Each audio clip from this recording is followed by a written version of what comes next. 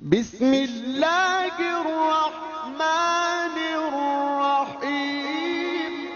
آج کی گفتگو امام حسن علیہ السلام کے بارے میں ہے۔ آپ اندازہ کیجئے ہم کتنے خوش نصیب ہیں کہ ہم سرکار کی محبت میں جل رہے ہیں، ورنہ کائنات کی آبادی میں کتنے لوگ ہیں جو اس عظیم المرتبت فضل کے حامل ہیں۔ اس لیے لاکھوں سجدے، کروڑ ہاں شکر اس ذات واجب کے لیے کہ جس نے ہمیں اس قابل سمجھا، ہمارے گناہوں سے، ہماری سیاہ کاریوں سے، ہماری بدعمالیوں سے سب پر پردہ ڈال کے بس اپنے کریم ہونے کا ثبوت ہمیں دے دیا۔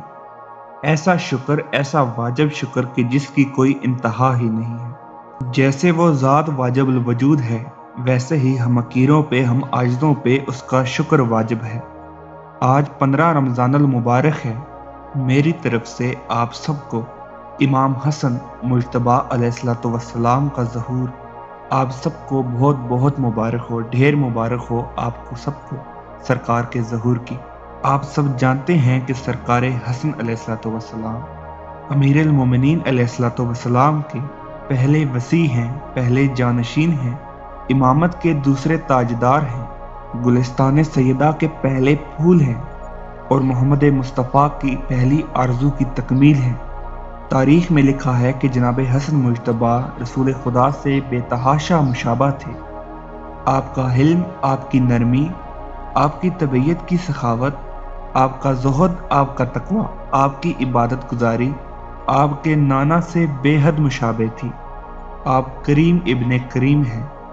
آپ کے دسترخوان سے مدینہ، مکہ اور قرب و جوار سے تمام لوگ جو کبھی مسافروں کے روپ میں آتے، کبھی تاجروں کے روپ میں آتے، کبھی بھوکے کے روپ میں آتے، کبھی قحط زدہ علاقوں سے آتے، ہر خاص و عام کو اجازت تھی کہ وہ سرکار کے دسترخوان پہ آئے اور اپنے اپنے حصے کا رزق لے جائے۔ آپ کی سب سے مشہور کنیت ابو محمد ہے۔ آپ کے القاب میں عبداللہ، زکی، نفس زکی، طیب یہ زیادہ مشہور القاب ہیں۔ کنیت کے اعتبار سے دیکھا جائے تو سرکار کی کنیت 12 ائمہ علیہ السلام میں منفرد اہمیت کی حامل ہے۔ سرکار امام حسن علیہ السلام سرکار امام حسین علیہ السلام کے بڑے بھائی تھے۔ اس سے بھی زیادہ بڑی فضیلت امام حسن علیہ السلام کی شان میں کچھ نہیں کہہ سکتا۔ تاریخ لکھتی ہے کہ جس کے پہلے مقلب کا نام حسین ابن علی ہو اسے حسن بادشاہ کہتے ہیں۔ دوران نماز جس کا پہلا امام حسین ابن علی ہو اسے حسن بادشاہ کہتے ہیں۔ سرکار حسن مجتبیٰ علیہ السلام اپنے زمانے کے نہایت ذہین، فہیم اور زیرک امام میں شمار ہوتے ہیں۔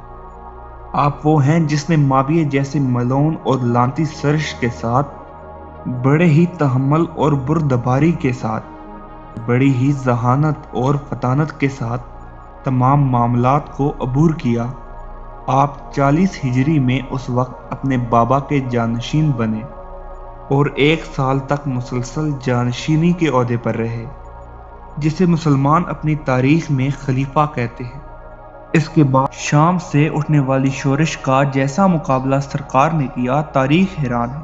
آج تک جتنے بھی سیاست کے تاجدار موتی ہیں وہ حیران ہوتے ہیں سرکار کی ذہانت پر کہ سرکار نے کس طرح اپنے حلم سے ملعون کی شورش کا مقابلہ کیا۔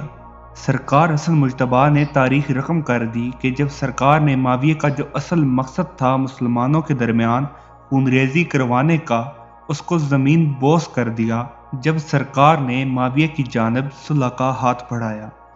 بے شک آپ کی ذہانت نے، آپ کی بردباری نے زمانے میں تاریخ کا رخ موڑ کر رکھ دیا۔ اگر سرکار اس یلغار کو، اس شورش شام کو اس طریقے سے نہ سنبھالتے تو آج تاریخ شاید کسی اور رخ پہ ہوتی اور معاملات کسی اور جانب گئے ہوتے۔ ہمارے لاکھوں سجدے ایسے پاک امام کی نالائن پہ جو سخی حسین بادشاہ کا بھی امام ہے۔ مالک محمد ویل بیت محمد اور خصوصاً آج کے دن کے صدقے میں ہم سب کو امام وقت کی حجت اور معرفت کی محبت میں مبتلا کر دے۔ مالک جناب امیر الحسن علیہ السلام کے صدقے میں ہمارے دلوں میں اپنے وقت کے امام کی چراغ، محبت کے چراغ، عشق کے چراغ، معرفت کے چراغ مسلسل روشن کیے رکھے، یہاں تک کہ یہ آنکھیں آنسوؤں سے نہیں خون سے لبریز ہو جائیں، لیکن لمحات میں کبھی اف تک بھی زبان پہ نہ آئے۔